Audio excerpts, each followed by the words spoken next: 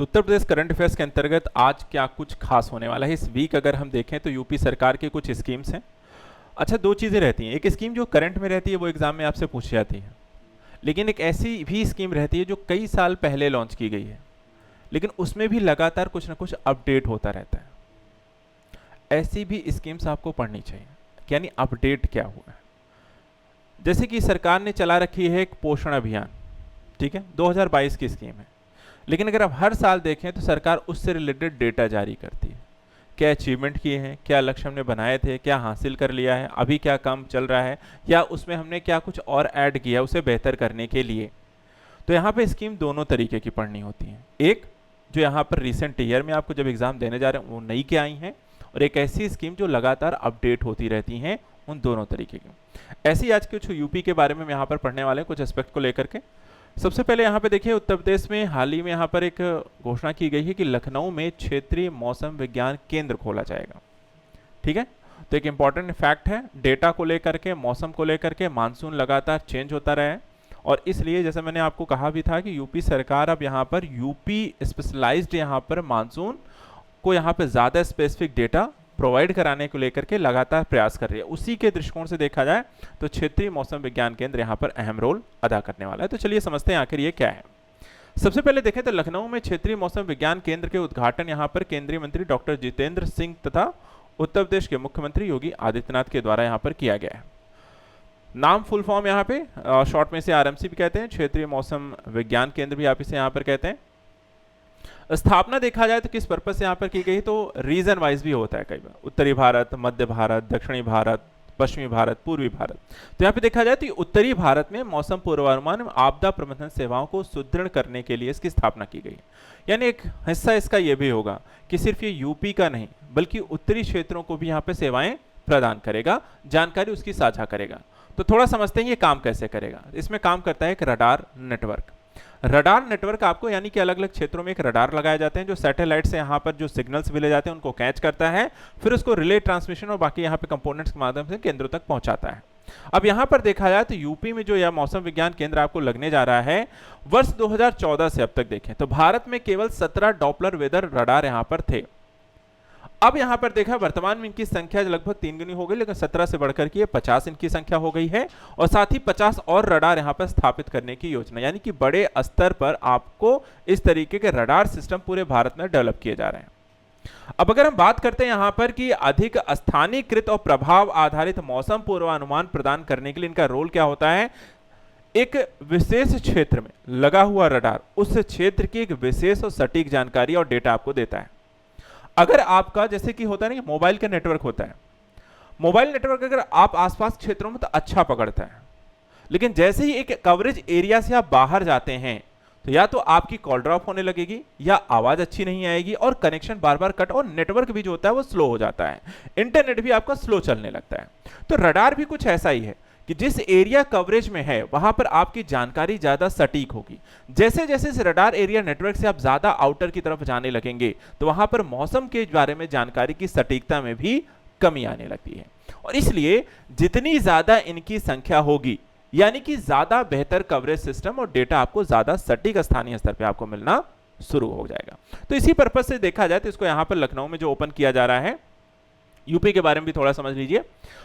स्वचालित मौसम स्टेशन के बारे में जानकारी एक है। डेटा कहता है कि पहले यहां पर आपको करीब ये ऐसे स्टेशन 59 थे, जिनकी संख्या बढ़कर के अब हो गई है 107, यानी कि यहां पर आपको स्वचालित मौसम स्टेशन की संख्या बढ़ाई गई है। स्वचालित जो होती है, वर्षा मापी भी लगाए गए हैं जो वर्षा की मात्रा को यहां पर मापने का काम करता है। तो यहां पे देखिए जिनकी संख्या जो 135 थी उससे बढ़कर के अब 140 हो गई। तो यूपी में लगातार मौसम से संबंधित यहां पर आपको साइंस एंड टेक का यूज करके उससे संबंधित डेटा को कलेक्ट करने को लेकर के लगातार यहां पर ऐसे केंद्रों की स्थापना की जा रही है। अब थोड़ा सा जानकारी यहां पर एक आई है कि जैसे कि बिजली कड़कने और उसके गिरने से संबंधित यहां पर जानकारी भी होती है, तो बिजली गिरने की घटनाओं का पता लगाने के लिए हम यहां पर लाइटनिंग सेंसर का यूज करते हैं। तो सवाल यह भी हो सकता है लाइटनिंग सेंसर का क्या यूज होता है, ठीक है। तो यहां पर इनका नाम भी आपको किस पर्पज से लगाया जा रहा है, रडार का क्या काम होता है, लाइटनिंग सेंसर का क्या काम होता है, इसको हाईलाइट करिएगा, अंडरलाइन करते चलिएगा। दूसरा, नंबर्स को ध्यान रखिएगा, स्वचालित मौसम स्टेशन क्या होते हैं और स्वचालित वर्षा मापी आपको क्या होती है। इसके अलावा वर्तमान में उत्तर प्रदेश के 11 हवाई अड्डों में मौसम संबंधी विमानन सेवाओं की यहाँ पे जानकारी भी दी जा रही है, क्योंकि रीजन क्या है, लैंडिंग करते समय मौसम की सटीक जानकारी होना बहुत जरूरी होता है, या उड़ान भरते समय, अन्यथा की स्थिति में आपका विमान दुर्घटनाग्रस्त भी हो सकता है। इसलिए जहां आपको एयरपोर्ट्स लगाए जाते हैं वहां पर आपको मौसम संबंधी रडार आपको केंद्र भी लगाए जाते हैं, ताकि यहां पर ऐसी स्थिति में सटीक जानकारी दी जा सके। बात करते हैं कि भारत में मौसम विज्ञान विभाग को लेकर के क्या काम यहां पर इनका होता है। तो आप सभी जानते हैं कि आईएमडी जो होती है यहां पर 1875 में स्थापित एक प्रशासनिक मंत्रालय के अंतर्गत काम करती है, जिसका नाम है पृथ्वी विज्ञान मंत्रालय, और यहां पर इनका मुख्यालय नई दिल्ली में है। महानिदेशक जो होता है इसका नेतृत्व करते हैं, जहां पर आपको जानकारी दी जाती है। सवाल यह भी हो सकता है कि आईएमडी के भारत में कितने क्षेत्रीय केंद्र हैं, तो क्षेत्रीय केंद्र और दूसरे यहां पर आपको कहां कहां हैं, तो यहां पर हम देखें मुंबई में है, चेन्नई में है, नई दिल्ली, कोलकाता, नागपुर, गुवाहाटी और जम्मू, यानी कि टोटल भारत में इनकी संख्या 7 है। 4 आपको देखा जाए तो बड़े महानगरों में है, और साथ ही साथ यहां पर देखा है तो महाराष्ट्र एक ऐसा राज्य है जहां पे 2 हैं, मुंबई में भी है और नागपुर में भी है। इसके अलावा उत्तरी क्षेत्रों की बात करें तो जम्मू में है, पूर्वोत्तर की क्षेत्र की बात करते हैं तो गुवाहाटी में, बाकी ईस्ट वेस्ट साउथ वेस्ट में आपको एक एक आपको सेंटर अलग अलग यहां पर आपको बनाए गए हैं। तो इस तरीके से पूरा यहां पर आपको काम करता हुआ दिखाई देता है। इसके अलावा बात करें कि नई दिल्ली में जो मुख्यालय है वहां पर अगर आपके महानिदेशक बैठते हैं, तो ये जो 7 यहां पर आपके उपकेंद्र की बात कर सकते हैं, क्षेत्रीय केंद्र की बात करें तो यहां पे सबसे बड़ा अधिकारी कौन होता है, तो यहां पर आपको जो नियुक्त किए जाते हैं वो होते हैं उप महानिदेशक, ठीक है, जो यहां पर आपको नियुक्त रहते हैं और यहां पर आपको सारी रिपोर्टिंग उससे पूरा सेंटर यहां पर संभालते हैं और कम्युनिकेट करते हैं आपके मुख्यालय के अधिकारी के साथ। चलिए, तो ये हो गया। दूसरा यहां पर एक न्यूज चर्चा में है कि वाराणसी में शुरू होने जा रही है इजी कनेक्ट फ्लाइट्स। अब इजी कनेक्ट यहां पर देखा जाए तो सरकार न सिर्फ यहां पर वाराणसी को देश के अलग हिस्सों से कनेक्ट करने जा रही है, बल्कि साथ साथ यहां पे अंतर्राष्ट्रीय उड़ानों के साथ भी एक बेहतर कनेक्टिविटी वाराणसी को देने जा रही है। इसके तहत क्या कुछ यहां पर सरकार का प्लान है उसको समझने का प्रयास करते हैं। सबसे पहले अगर हम देखें तो यहां पर ये योजना जो है उसको समझिएगा। ये संचालित कौन करेगा, कौन सा विमानन कंपनी, तो एयर इंडिया के द्वारा, ठीक है।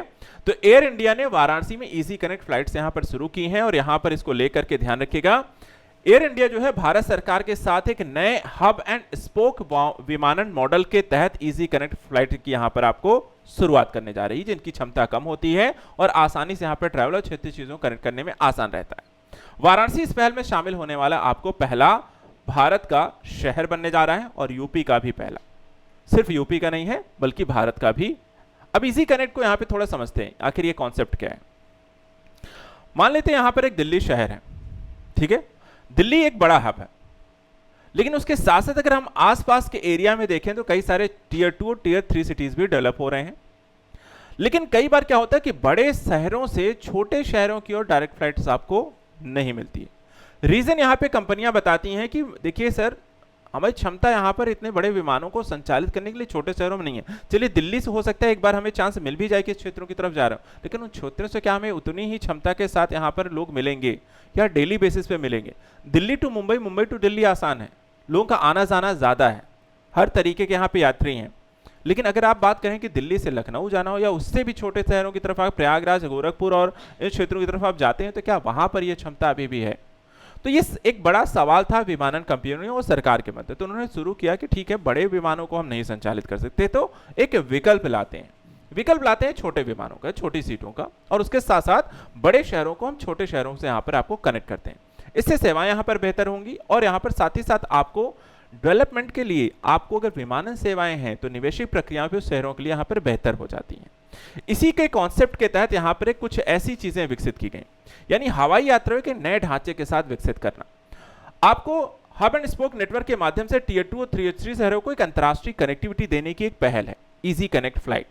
अब यहां पर आपको देखा जाए तो इसी के तहत दिल्ली से वाराणसी की फ्लाइट्स हो, वाराणसी से प्रयागराज, गोरखपुर की जैसे पटना हो गई, या अंतर्राष्ट्रीय आपकी फ्लाइट्स भी यहां पर आपको उतारने चाहिए। आपको जैसे मुंबई हो गया, मुंबई के साथ साथ अगर हम देखें दुबई जैसे शहर हो गए, आपको अंतर्राष्ट्रीयकृत भी इसका किया जाएगा कुछ इस तरीके से। यहां पर सरकार एक काम करने जा रही है। यात्री दिल्ली की यात्रा करने से पहले प्रस्थान हवाई अड्डे पर चेक इन कर सकेंगे, बैगेज ड्रॉप कर सकेंगे, आवाजन की यहां पे प्रक्रियाओं को पूरा कर सकेंगे, यानी कि एक सप्लीमेंट आपको एयरपोर्ट्स के तौर पर। क्योंकि बड़े एयरपोर्ट्स पे आपको बहुत ज़्यादा समस्या होती है बहुत ज़्यादा लोगों के होने से।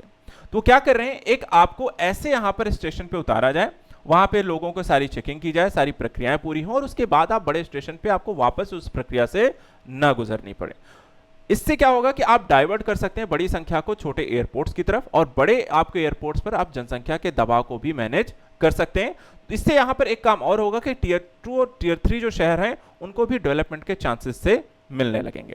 और कुछ इस तरीके की आपकी प्रक्रियाओं को यहां पर वाराणसी जैसे यहां पर एयरपोर्ट्स पे शुरू किया जाए, जो सबसे पहले के तौर पर एक आप ये कह सकते हैं कि पायलट प्रोजेक्ट के तहत है। यहां पे इस परियोजना को चेक किया जाएगा, अगर ये सफल होती है, यात्रियों का यहां पर आपको देखा जाए तो एक उनसे भी ओपिनियन लिया जाएगा कि आपको यहाँ पे समस्या, दिक्कत या आसान हुआ या नहीं हुआ है। अगर ये सफल होती है तो आप देखेंगे ऐसा आगे चल करके और बड़े छोटे शहरों में, टियर 2 और टियर 3 शहरों में इस तरीके की आपको डेवलपमेंट होती हुई, इस तरह की प्रक्रिया ट्रांजिट से लेकर के चेक इन और अन्य तरीके की। सरकार एक काम यह भी कर रही है, राष्ट्रीय और अंतर्राष्ट्रीय उड़ानों को मर्ज करेगा इजी कनेक्ट फ्लाइट, यानी कि यहां पर सिर्फ आपको अंतर्राष्ट्रीय यात्रा की यहां पे सेवाएं देंगे, साथ ही साथ यात्रियों की परेशानियों को दूर किया जाएगा, गैर मेट्रो शहरों को यहां पे कनेक्ट किया जाएगा, इसके साथ साथ भारत के विमानन नेटवर्क को ज्यादा बेहतर किया जाएगा। सरकार ने एक योजना शुरू की गई थी, उड़ान योजना। उड़ान योजना के तहत कॉन्सेप्ट क्या था? आम नागरिक, यानी कि मोस्टली यहां पर जो मध्यम वर्ग का इंसान है, जो कि मोस्टली अगर जो ट्रैवल कर रहा था वो ट्रेन के माध्यम से कर रहा था, अब उन्हें यहां पर हम ऐसे विमानन यहां पर सेवाएं प्रोवाइड कर सके। सरकार ने इसके लिए बड़े स्तर पर टियर 2 और टियर 3 शहरों को यहां पर टारगेट किया और सबसे पहले यहां पर बनाना शुरू किए हवाई अड्डे। लेकिन हवाई अड्डे बनने के बाद परिचालन की एक बड़ी समस्या थी। परिचालन की समस्या क्यों थी? पहली चीज कि यहां पर परिचालन करने के लिए सिर्फ आपको एयरप्लेन का उतरना काफी नहीं है, उस एयरपोर्ट के संचालन से जुड़ी हुई यहां पर हर तरीके के मानव संसाधन और हर तरीके की तकनीकी संसाधन से सुसज्जित होना चाहिए एयरपोर्ट्स। इसके अलावा देखा जाए तो यहां पर आपको उस एयरप्लेन से आपको जहां भी जाना है, वाराणसी टू दिल्ली, दिल्ली टू आपको कैसी शहर में, टियर 2 और 3 शहरों में क्या लोग प्रयोग करेंगे किराया? दूसरा एक बड़ा मुद्दा था, क्या इतना किफायती होगा कि क्या वो ट्रेन के रेट पर वो प्लेन का रेट यहां पर आपको कंपैरिजन में इजी लगे, या फिर ना भी इजी लगे तो कम से कम उतना ही लगे। बहुत ज्यादा हाई प्राइस होगा तो रेगुलर बेसिस पे तो लोग नहीं मिलेंगे, मिलेंगे भी तो आपको यहां पर इमरजेंसी केसेस या फिर कोई बिजनेसमैन और इस तरीके के यहां पे गतिविधियां होंगी, एक रेगुलर बेसिस पे आपको यात्री नहीं मिलेगा। इसके कारण हुआ क्या, सरकार ने जिस तरीके से हवाई अड्डे ओपन किए, कुछ समय के बाद देखने को मिला कई सारे हवाई अड्डे चलना बंद हो गए, परिचालन ही नहीं हो रहा। शुरू की गई फ्लाइट्स और कुछ समय के बाद बंद कर देंगे। फ्लाइट्स की तरफ से यहां पर कहानी कही गई कि पहली बात तो तकनीकी स्तर पे यहां पर पूरी तरह से सुसज्जित नहीं है, कि अगर प्लेन का फ्यूल तक नहीं मिलता है, उस पर यह सुविधा नहीं, उनको दूसरे कहीं जगह से लेकर आना पड़ता है और फिर ला करके उसको प्लेन में डालते हैं। कई एयरपोर्ट्स पे फ्यूल तक की सुविधा नहीं है। फिर दूसरा कहते हैं कि फिर यात्री भी तो रेगुलर बेसिस नहीं है, क्योंकि वीकली चला सकते हैं, वीक में एक बार चलिए चलाते हैं, जिससे यात्री भी इकट्ठा होगा कि भाई संडे टू संडे मिलती है तो संडे को यहाँ पर बोर्डिंग ज्यादा हो जाएगी। फिर कहें परिचालन में भी तो समस्या है, पायलट्स भी तो इतनी बड़ी मात्रा में चाहिए होंगे आपको, एयर होस्टेस से लेकर के हर तरह की सुविधागत चीजें भी तो चाहिए होंगी। तो बड़ी समस्या यह है कि आपको एयरपोर्ट्स बनाने से काम नहीं चलेगा, आपको तकनीकी, मानव संसाधन और उसके साथ साथ फेयर कॉस्ट पर भी आपको काम करना पड़ेगा। और उसी प्रोस्पेक्टिव को कहीं ना कहीं एक अलग एक आइडिया से आप इजी कनेक्ट को देख सकते हैं कि अगर यहां पर वो सुविधाएं हम यहां पर नहीं दे पा रहे हैं तो इनको हम दूसरी तरीके से कैसे यूज कर सकते हैं। इन एयरपोर्ट्स को प्रयोग हम इजी कनेक्ट वे में यहां पर लेकर आए हैं।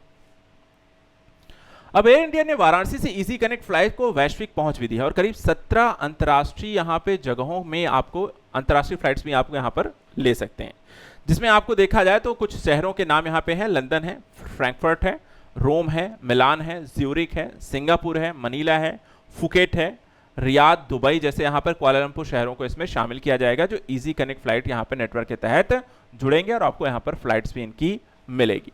तो यहाँ पर आपको दोनों ही कॉन्सेप्ट है, राष्ट्रीय बड़े एयरपोर्ट्स को छोटे शहरों से जोड़ना और छोटे शहरों को अंतर्राष्ट्रीय उड़ानों के साथ कनेक्ट करना। तो इस तरीके से आपको धीरे धीरे आपको वाराणसी बड़ा इसलिए भी हो जाएगा, अंतर्राष्ट्रीय उड़ान इसलिए भी आपको कनेक्ट की जा रही है क्योंकि वाराणसी का एक वैश्विक और ग्लोबल शहर के तौर पर धीरे धीरे विकास भी हुआ है, पर्यटन तेजी से बढ़ा है और पर्यटकों के लिए यहाँ पर आपको तेजी से डायरेक्ट अगर फ्लाइट मिलती है तो उनके लिए भी ज्यादा इजी गोइंग हो जाएगा।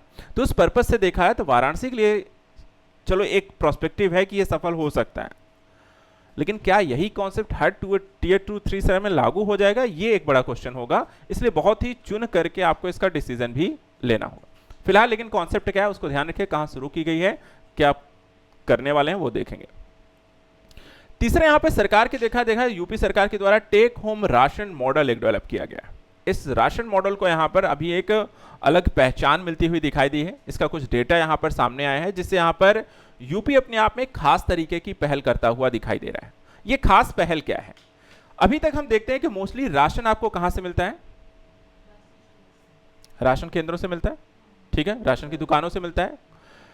इसके अलावा राशन जो मिलता है आपको उसकी गुणवत्ता को लेकर के लेकिन एक हमेशा सवाल रहता है कि अच्छा नहीं है,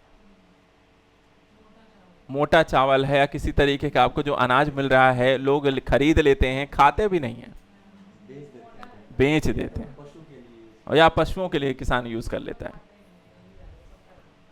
लेकिन अब सरकार क्या कर रही है? सरकार कह रही है कि ये राशन जो मिल भी रहा है उसमें एक चीज की और कमी है, वो है पौष्टिक तत्वों की। यानी जो आप अनाज दे रहे हैं, बेसिकली जो लोग इसे खा रहे हैं, क्या उनको सही मात्रा में पोषक तत्व मिल रहा है कि नहीं मिल रहा है? मिलना चाहिए, आप बताओ। हाँ ये भी है, दूध भी देना चाहिए। शक्कर बंद कर दें, दूध दे दें। शक्कर तो क्या फायदा शक्कर का? शक्कर तो बीमारियां ही लाता है ना। चाय पत्ती दे दे उसकी जा। अब सरकार अगर सुझाव मांग ले ना कि भाई राशन में क्या क्या देना चाहिए, हो गया।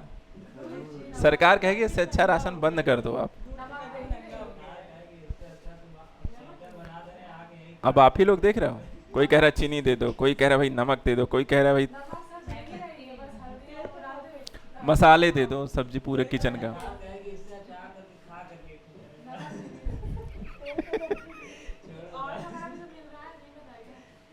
क्या मिल रहा है? पाम ऑयल मिल रहा है, सब जगह वो भी नहीं दे रहे हैं। मिट्टी का तेल क्या ही करेंगे, बीच में बांटने लगे थे वैसे।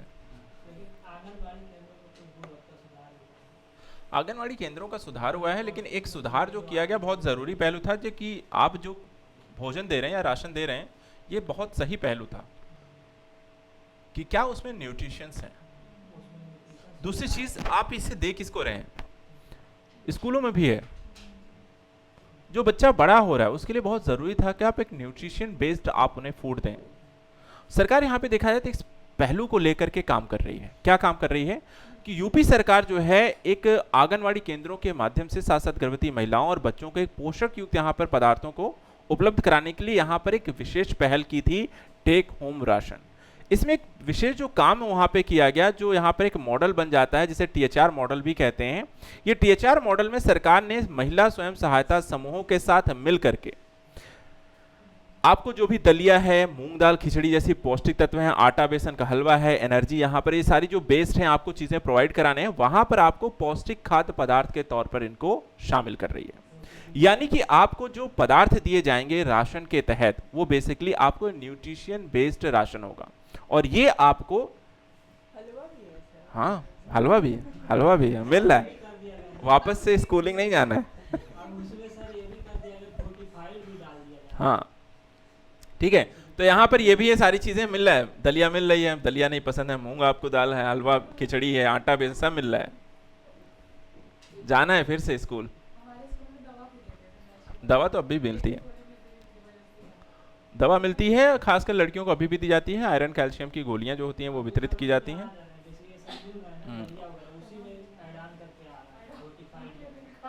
अच्छा ठीक है, बहुत बढ़िया। ये सारी चीजें आपको दे रहे हैं। तो एक चीज ध्यान रखिएगा, टीएचआर मॉडल अगर आपसे पूछा जाए तो क्या है? यही सब नहीं है, टेक होम राशन मॉडल है जिसको फुल फॉर्म में कहते हैं, जहां पौष्टिक तत्वों की यहाँ पर बात की जा रही है। जो आपको भोजन पदार्थ याद मिल जा रहे हैं उसकी यहाँ पर आपको जांच भी की जा रही है। और जांच कौन कर रहा है? तो एनएबीएल के मान्यता प्राप्त यहाँ पे लैब संस्थानों के माध्यम से जांच करने के बाद उसको वितरित करने का काम आगे बढ़ाया जा रहा है। अब इसके तहत देखा जाए तो यहाँ पर राशन जो होता है वितरित करने का जो काम किसके द्वारा किया जा रहा है? तो उसकी जिम्मेदारी आंगनवाड़ी केंद्रों की है। तो यहाँ पर ये जिम्मे, इसके अलावा लाभार्थियों को वितरित किया जा रहा है, जो लिस्टेड लोग हैं उन्हीं को यहाँ पर आपको प्रोवाइड कराया जाएगा। तो पौष्टिक भोजन का यहाँ पर मॉडल है जिसे हम THR मॉडल कह रहे हैं। किन किन लोगों को दिया जाएगा? पहला है 6 माह से 6 वर्ष तक के बच्चे, दूसरा गर्भवती महिलाएं, तीसरा स्तनपान कराने वाली महिलाएं, और साथ ही साथ यहाँ पे किशोरियां, कुछ श्रेणियों के अंतर्गत यहाँ पर इन्हें दिया जाए। तो 4 तरीके के लाभार्थी हैं जिन्हें इस तरीके THR मॉडल के तहत यहाँ पर आपको शामिल किया गया है। अब यहाँ पे देखा यार THR मॉडल को लेकर के अब तक यहाँ पे जो डेटा है हमारे पास, उस डेटा को पहले देख लेते हैं। पहला, 75 जिलों तक यहाँ पर THR मॉडल यानी कि सभी जिलों में अप्लाई है। दूसरा, 1.56 करोड़ से अधिक लाभार्थियों तक इसकी पहुंच है, यानी कि 1.5 करोड़ से ज्यादा लोगों तक यहाँ पर इसको प्रोवाइड किया। तीसरा, कितने स्वयं सहायता समूह शामिल हैं? करीब 68,000 से ज्यादा SHG ग्रुप को यहाँ पर इसमें जोड़ा गया है, लिंक किया गया है। इसके अलावा NAFED जो होती है आपकी निगरानी में गुणवत्ता में मजबूत व्यवस्था को संचालित करने के लिए, पौष्टिक पदार्थों को उपलब्ध कराने के लिए इनकी जिम्मेदारी है, और कुपोषण के खिलाफ यहाँ पर एक मजबूत अभियान है THR मॉडल के तहत। तो यहाँ पे इसको बस ध्यान रखिएगा, डेटा भी आपको कुछ नंबर्स ऑफ फैक्ट को यहाँ पे ध्यान है। इसमें एक चीज और भी है, इस THR मॉडल में जो हम बात यहाँ पे कर रहे हैं SHG ग्रुपों की, इस SHG ग्रुप में काफी सारी महिलाएं हैं, यानी महिला शक्तिकरण के दृष्टिकोण से यहाँ पर SHG ग्रुप में यहाँ पर महिलाओं की भागीदारी भी मजबूत हुई है। और एक डेटा ये भी कहता है कि 2024-25 तक राज्य में 204 THR यूनिट स्थापित हुई हैं। कितनी? करीब 204 यूनिट यहाँ पर आपको स्थापित हो चुकी हैं। तो ये कुछ ध्यान रखिएगा, model number of fact data अगर आपसे पूछा जाता है THR मॉडल का तो वो क्लियर रहना चाहिए। इसी से जुड़ा हुआ एक और पहलू है, कुछ एक अगर आपसे पूछे यार THR मॉडल कहीं ना कहीं आपको आंगनवाड़ी की बात की जा रही है, जिसमें कहता है कि सक्षम आंगनवाड़ी प्रक्रिया क्या है। इसी में से आपसे पूछा जाता है पोषण 2.0 अभियान क्या है, उसके तहत कब शुरू किया गया, क्या क्या यहाँ पे सरकार के टारगेट हैं। तो ये जुड़ा इसी से है, ठीक है। अब ऐसी चीजों पे क्या है कि आपको यहाँ पे कुछ नया नहीं है, ये प्रक्रिया सरकार पहले से चला जाए। अब इसने किया क्या, इन्होंने बस गुणवत्ता कर दिया, उसकी जांच प्रक्रियाओं को शामिल कर दिया, लैब के माध्यम से टेस्टिंग शुरू कर दी, और उसके माध्यम से न्यूट्रिशन बेस्ड चीजों को ज्यादा बेहतर तरीके से टारगेट करने की कोशिश की गई है, और कुछ नहीं है। तो जो पोषण अभियान था, जो पोषण अभियान बेसिकली पौष्टिक तत्वों की आपूर्ति को सुनिश्चित करना, तो सुनिश्चित करने के प्रयासों में इन्होंने यहाँ पर एक पहल की है, जिसका यहाँ पर फायदा यहाँ पर होते हुए देख रहे हैं। इसी को थोड़ा सा अगर हम देखें तो यहाँ पर आप लोगों को इसी से जुड़ी हुई प्रक्रिया को समझ लेते हैं कि यूपी में कुपोषण की स्थिति को क्या थी और उसको कैसे यहाँ पर टारगेट किया गया, उसके लिए कौन सी योजनाएं आपको चलाई गई हैं, ठीक है। तो कुपोषण के खिलाफ यहाँ पर यूपी में जो अभियान चलाया गया था, इस अभियान के तहत जो मूल मुद्दा था वो 2 तरीके की चीजें थी। पहला, सरकार यहाँ पे चाहती थी कि पोषण संबंधी जितनी भी स्थिति है जो कुपोषण की समस्या से जुड़ी हुई है यूपी, उसको हमें खत्म करना है। दूसरा यहाँ पे टारगेट ये था कि यहाँ इसके लिए जो नीतियां बनानी है वो बेसिकली सिर्फ कुपोषण पर आधारित होने चाहिए, और महिला और बच्चे दोनों को हमें टारगेट करके यहाँ पर इसे खत्म करना है। इसके तहत अगर हम देखें तो सरकार ने एक स्कीम के तहत 2 चीजें टारगेट की, एक सक्षम आंगनवाड़ी केंद्रों को, और दूसरा पोषण अभियान को यहाँ पे दोनों को शामिल किया इसमें, कि दोनों को इसको शामिल करके इस प्रक्रिया को हम हासिल करेंगे।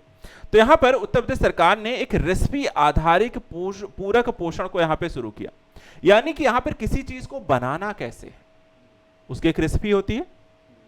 तो सरकार ने यहाँ पे सिर्फ ये नहीं कहा कि ये चीज आपको बच्चों को खिलानी, बल्कि उसका ये भी कहा ये रेसिपी इस तरीके से बना के खिलानी है, कि आपको हर एक प्रोडक्ट के साथ उसकी रेसिपी भी आपको दी जा रही है कि आप इसको ऐसे बनाइए और ऐसे यहाँ पर बना करके खिलाना है। दूसरी चीज, और ये पहला राज्य है जो रेसिपी आधारित यहाँ पर पूरक पोषक तत्वों की यहाँ पर आपूर्ति कर रहा है। तो अगर क्वेश्चन आता है तो इसको ध्यान रखिएगा, कौन सा पहला राज्य है? यूपी, ठीक है। दूसरा यहाँ पर आठ के आ गया, सक्षम आंगनवाड़ी पोषण के तहत यहाँ पे संचालन की प्रक्रिया की जिम्मेदारी किसकी दी गई।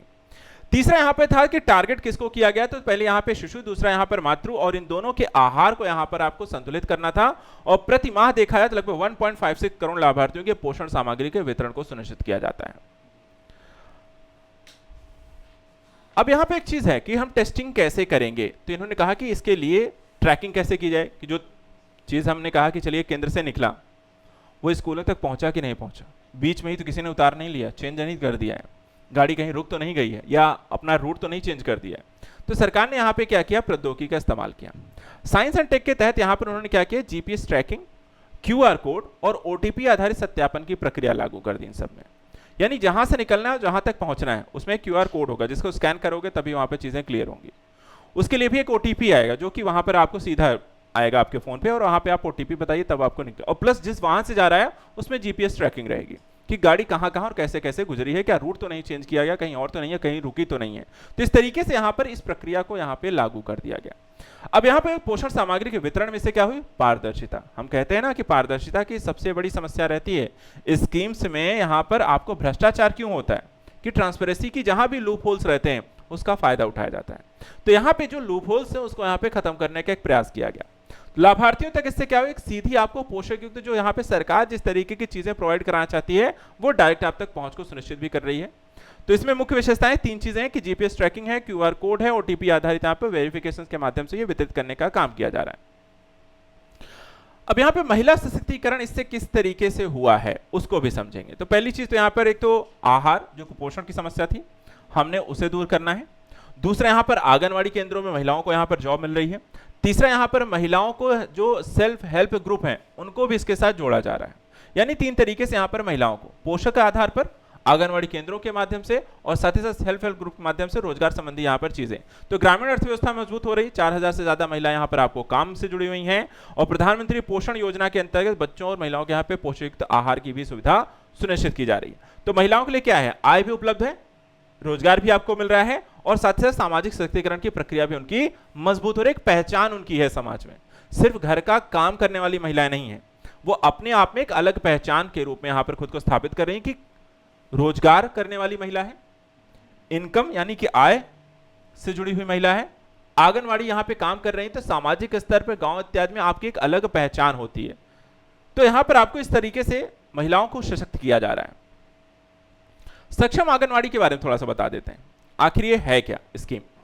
देखिए, भारत सरकार की पहल है ये सक्षम आंगनवाड़ी, और इसका उद्देश्य था कि आंगनवाड़ी केंद्रों को हम आधुनिक बनाएं, तकनीकी रूप से ज्यादा सक्षम बनाएं और साथ ही साथ बेहतर सुविधाओं युक्त बनाएं।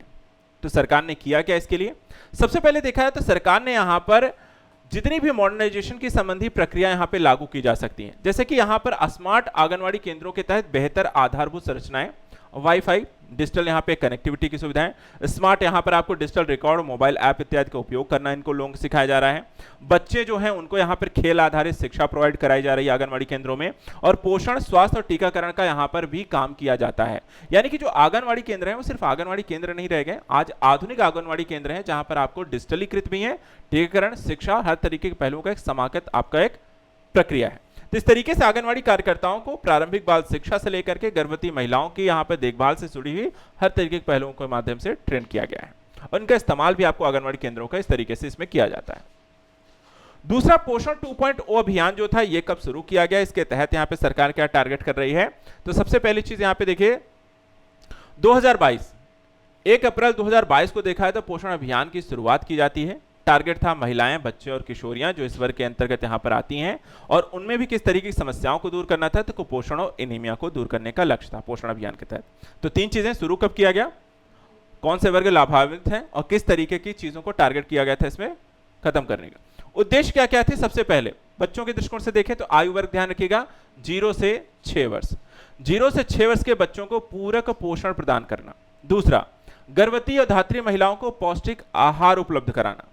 तीसरा, किशोरियों के पोषण स्वास्थ्य में सुधार का प्रयास करना। चौथा, कुपोषण, अल्पपोषण और एनीमिया को कम करना। इसके अलावा पोषण संबंधी जागरूकता, व्यवहार परिवर्तन को बढ़ावा देना। इसमें यहां पर आपको अगर मैं आपसे पूछूं, एक चलिए बताइए, कुपोषण और अल्पपोषण क्या ये एक ही है, अलग अलग है? अलग है, बताइए। 2 कुपोषण और अल्पपोषण अलग कैसे हैं?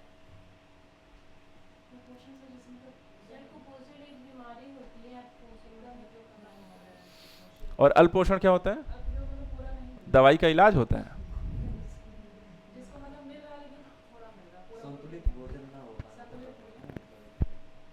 किस में नहीं मिलता है संतुलित भोजन?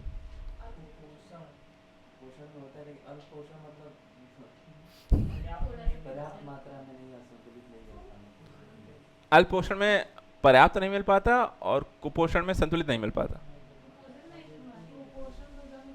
कुपोषण बीमारी, तो बीमारी है क्या? अच्छा यही बताओ। चलो, कुपोषण जो बीमारी, उस बीमारी में होता क्या है?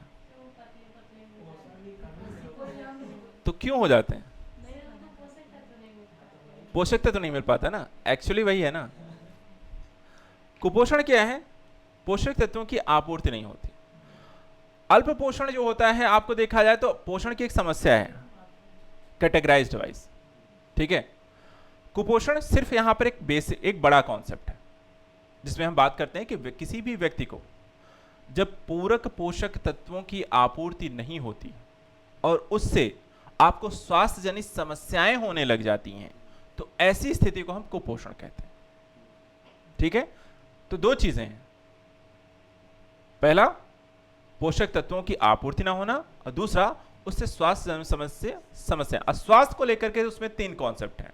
पहला, एक व्यक्ति का आयु के हिसाब से आपको हाइट न बढ़ना, दूसरा आयु के हिसाब से उसका वजन न बढ़ना, और तीसरा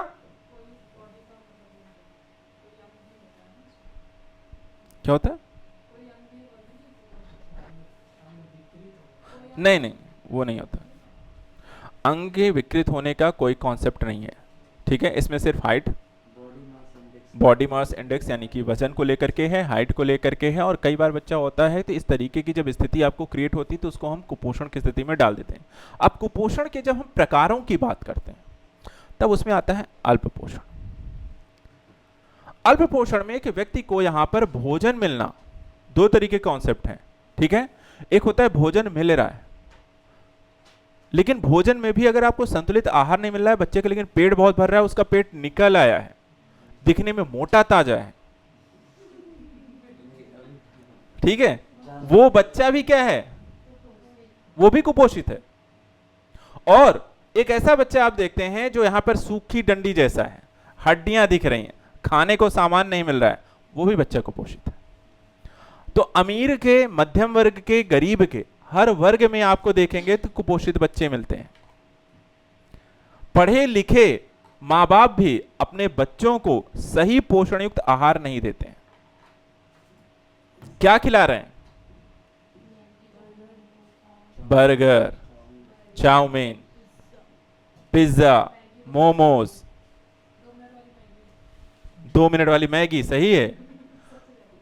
खिलाना क्या चाहिए?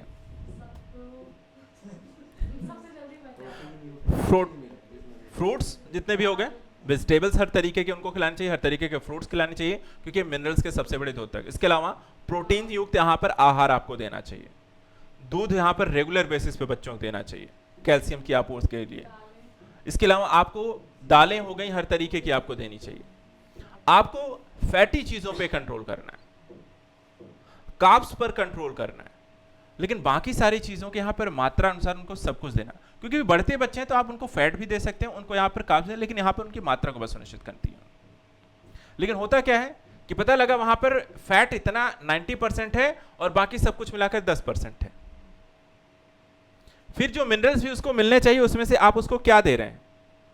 आपकी बॉडी को कितने तरीके के मिनरल्स चाहिए होते हैं? कितने तरीके के? मैं नहीं पूछ रहा हूं कितने यहां पर आपको चाहिए होते हैं, वो तो आपने वर्गीकरण कर दिया कि सर 2 तरीके के होते हैं। कितने मिनरल्स चाहिए होते हैं पता है?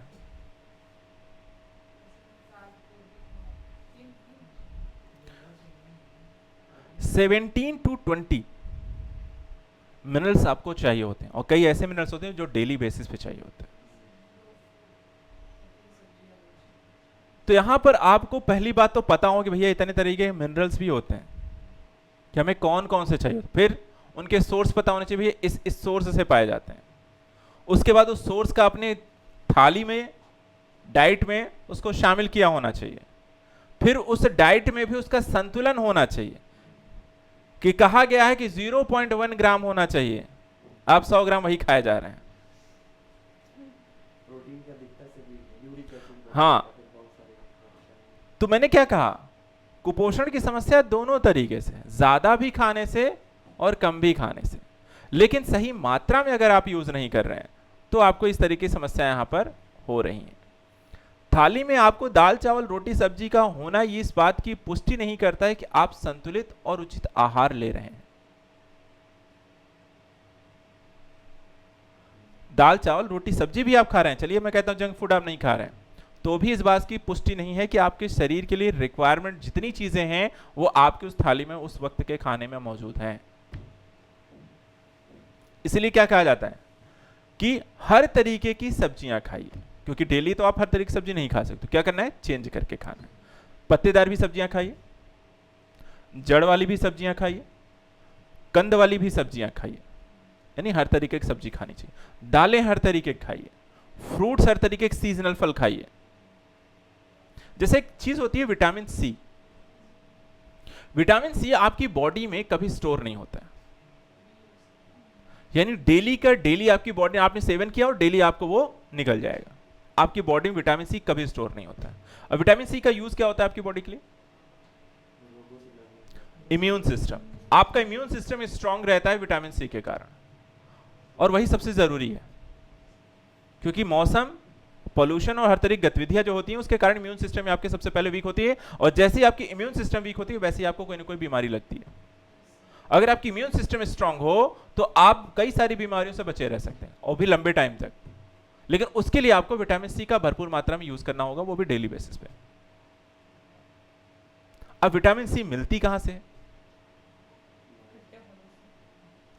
खट्टी चीजों से। खट्टी चीजों, अगर आपने यहां पर अपने, अब हर सीजन में आपको एक ही तरीके की चीज नहीं मिलेगी, लेकिन हर सीजन में कुछ ना कुछ ऐसा जरूर मिलेगा जिसमें आपको विटामिन सी प्रचुर मात्रा में आपको मिल जाएगी। तो बस आपको उसको अपनी थाली में यहां पर विटामिन सी को ऐड करना होगा। नींबू है, नींबू है आपका, संतरा है आपके, आम है आपके, आप ठीक है। तो वहां पर आपको ऐसी चीजें जो होती हैं, आप, आंवला है भरपूर मात्रा में होती है, तो आप उनका सेवन जरूर करें, एक डेली। कुछ नहीं है, नींबू पानी पी लो, पानी पी रहे हो नींबू पानी पी लो।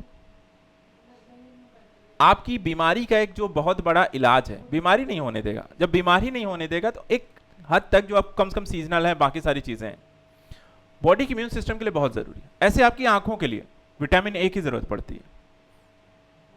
आजकल की बहुत बड़ी समस्या है, डिजिटलाइजेशन के दौर में आंखें बहुत जल्दी खराब हो रही हैं, तो एक तो उसका इफेक्ट है। दूसरा, हमारे पोषक तत्वों की कमी के कारण भी होता है। अब विटामिन ए का सोर्स पता हो फिर भी आप नहीं खा रहे होगे, वो देखो, बस इसलिए नहीं खा सकते कि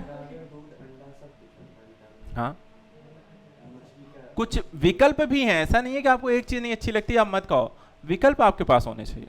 चलो ये चीज नहीं तो इसमें तो मिलता है, मैं ये खा सकती हूँ। कई सारे लोगों को होता है कि वो सब्जियों में भी बहुत कहते हैं, मैं ये वाला नहीं खाऊंगा, मैं वो वाला नहीं खाऊंगा, मैं इसे ये नहीं पसंद, मैं वो नहीं पसंद। चुकंदर का क्या यूज होता है, कौन सी बी, कौन सी होती है, बी तो बहुत सारी होती है।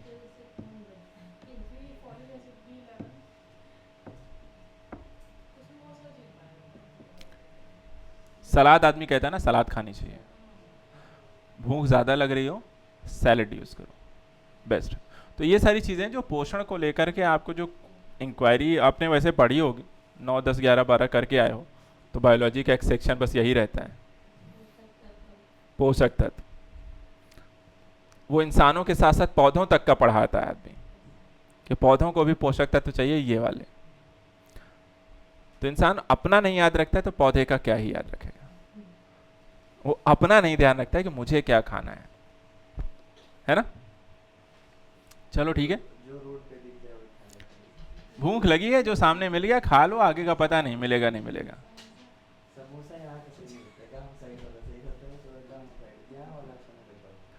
ऐसा नहीं है, यूपी के अभी हमने आपको पढ़ाया था 1 डिस्ट्रिक्ट 1 क्यूजिंग, पता है यूपी के एक से ज्यादा डिस्ट्रिक्ट का 1 डिस्ट्रिक्ट 1 क्यूजिंग समोसा है। यहाँ का भी, प्रयागराज का भी समोसा शामिल किया गया है, 6 से 7 जिलों में शामिल किया गया समोसा। नहीं, एक चीज ये भी है कि समोसा प्रयागराज का है तो ऐसा नहीं हर समोसे बनाने वाला समोसा अच्छा बनाता होगा, लेकिन हाँ कुछ ऐसी यहाँ पे स्टॉल्स हैं जहाँ पे आप खाओगे तो हाँ कहोगे भाई ये बहुत अच्छा है।